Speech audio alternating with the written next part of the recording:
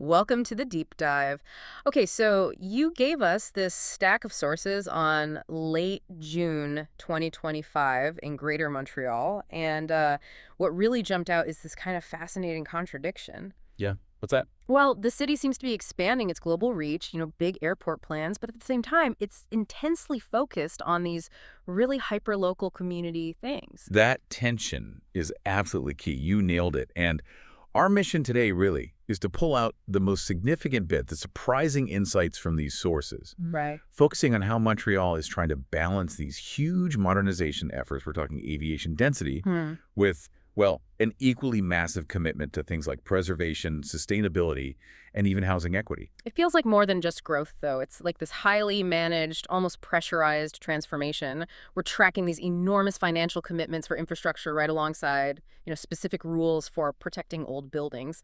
Exactly. Mhm. The big picture you get from the sources is this highly synchronized effort. Mm. It connects everything from global air strategies right down to like what kind of bus shelter they're putting on a downtown Well, corner. synchronization is It fascinating. really is. Yeah. The sources seem to show a clear directive almost. Like if you're going to invest massively to bring people in, you absolutely have to be ready for them when they arrive. In terms of transit, housing. Both, exactly. These two worlds, air travel and land use, they seem totally intertwined now in the planning. Okay, let's unpack this mobility piece first then. We're seeing this dual push on air travel, starting with the main airport, YUL. Right. The sources talk a lot about airports to Montreal's plan de vol 2028, 2035. Big investments in YUL. We're talking new drop-off areas, multi-level parking. And critically, that direct connection to the REM system. Rizzo Express Metropolitan, yeah. Slated for 2027 currently. And the demand, well, it absolutely warrants it. If you look at the numbers, Canadian carriers moved, what, 7.5 million passengers back in Yeah. March 2025 alone. But here's the detail that really tells the story for you, the listener. YUL's average load factor is 83.6%. 83.6%. That sounds really high. What does that actually mean for, the average person flying? It means almost every single plane leaving YUL is basically full, completely full on average. It signals that the existing infrastructure, it's running at maximum saturation, max stress. Okay, so it's a bottleneck. It's a physical constraint on any future growth, which leads you directly to the next big thing in the sources, this second breath for regional aviation. Ah, right. And that's coming through Montreal Metropolitan Airport. Used to be Saint-Hubert. Precisely. Set to become the region's #2 hub, Its big advantage is location, right? It's close. just 15 kilometers from downtown, yeah. And they're aiming for an eventual capacity of 4 million passengers a year. 4 million, that's substantial. It is. With 25 regional and national destinations planned right at launch, plus they're talking about a dedicated express shuttle into the city, it really changes the game for regional travel. Aiming for 4 million passengers. Given how close it is to built-up areas, did the sources mention much about local reaction? Any pushback on that level of traffic increase? That's a good question. Big infrastructure projects always stir up local concerns, but the sources we looked at, they really focus on the economic argument, the logistical need for expansion. Framing it as necessary. Exactly. It's framed as relieving pressure from YUL and specializing MT for those regional routes, which, might mean less noise impact than, say, heavy international jets. Yeah. It feels like these are being presented as unavoidable economic steps, not just nice-to-haves. Okay. And beyond the jets, we also have some unique regional things like water travel. There's the downtown hydro aerodrome, CHA-3 on the St. Lawrence. Yeah, been running since 2017 near Ile-Sainte-Hélène. Quick seaplane links to places like Trois-Rivières. It's quite a contrast, isn't it? It is. You've got jets, seaplanes, and now these smart local transport options are really getting attention too, like the river shuttles. Right. They came back June 21st. The sources called them ecological, pleasant, and practical, an alternative to driving. Definitely. The AirTM project includes 6 routes now, hitting key spots like the Old Port, Varennes, Boucherville. But this shift towards smart local transport, it gets even more interesting with the hyper-local on-demand stuff. That seems key for flexibility. Well, it seems driven by necessity, right? How do you serve seniors efficiently? Uh-huh. Or shift workers, people in peripheral areas, without running empty buses all the time? So the answer is Services like Move and Senville. It's an on-demand collective taxi. You book it with an app or phone.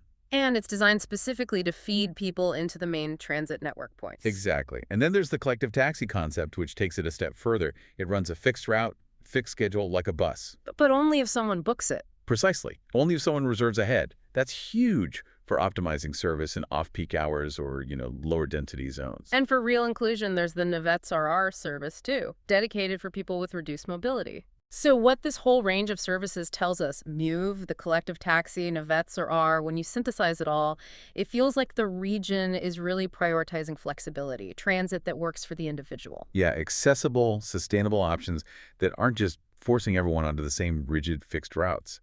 It shows this awareness that accessibility isn't just about ramps anymore. It's about meeting people where they are. Geographically and temporally, yeah. Exactly. Okay, so speaking of all these new passengers and new residents, whether they arrive by jet or collective taxi, where are they all going to live? That brings us to the huge pressure on housing and this policy challenge the sources highlight. Heritage meets modernity. It's a clear trend in the sources, this adaptive reuse idea, turning historic buildings into community assets. And it points to maybe a systemic shift. Oh, so? While these major religious structures seem to be viewed less as purely places of worship now, and more like, crucial community land banks, land for the civic good. We see definite examples. St. Mark Church becoming senior social housing. St. Brigitte de Kildare Church, turning into a community and event space. And everyone's watching the Monastery de la Resurrection wondering what happens next with that big heritage site. Right.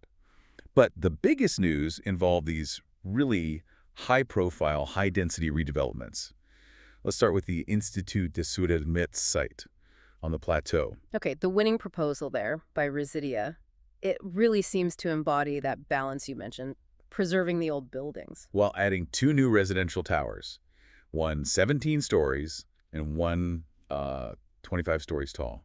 Massive. Wow. And the outcome is substantial, 800 households. But here's the policy synthesis bit. A chunk of those units are dedicated to social housing. So they're using the density. Exactly. Using the revenue from densification to fuel housing equity goals, even though the final funding details are apparently still pending. That model using density to fund equity seems even more pronounced at the old National Film Board site, the NFB site on Côte de Lys. Oh, absolutely. That's a huge master plan by Canada Lands Company. The site is enormous, 49,000 square meters, like 6 football fields. And the really crucial detail here for the listener. They're conserving 80% of the existing NFB buildings, which is significant heritage preservation. Okay. But the future plan, which expects about 1,700 residents, includes this almost unheard of commitment. 50% of the units will be dedicated to social and affordable housing. 50%, half. That's not just a detail in a plan. That number feels like it sets a new regional standard for using public land. It really does. The sources definitely frame housing equity as being maybe more important than just maximizing the immediate land value on these public sites. And the plan includes green space, too. 8,800 square meters of green space, plus residential, commercial, with a focus on needed local shops for those 1,700 new residents and cultural zones, too. Meanwhile, Longueville is also pushing density around its metro hub. There's that ambitious project announced. Right. The 30,000 square foot convention center holds over 1,100 people, an adjacent hotel, and hundreds of residential units. And that's part of a bigger picture there, too, right? Like 5,000 units planned overall nearby. That's the larger context, yeah. And we shouldn't forget the specific social innovation happening in Laval. The Village Urbain. The Village Urbain Intergenerational Pavilion. It's a really unique model supported by the City of Laval and CMHC. It's this innovative, inclusive cohabitation design. Tackling multiple issues at once. Exactly. Specifically addressing aging, social isolation, and the housing crisis all together. It's about building community resilience right into the design of the housing itself. That idea of resilience, it ties perfectly into our third theme, making the metropolis greener, more inclusive.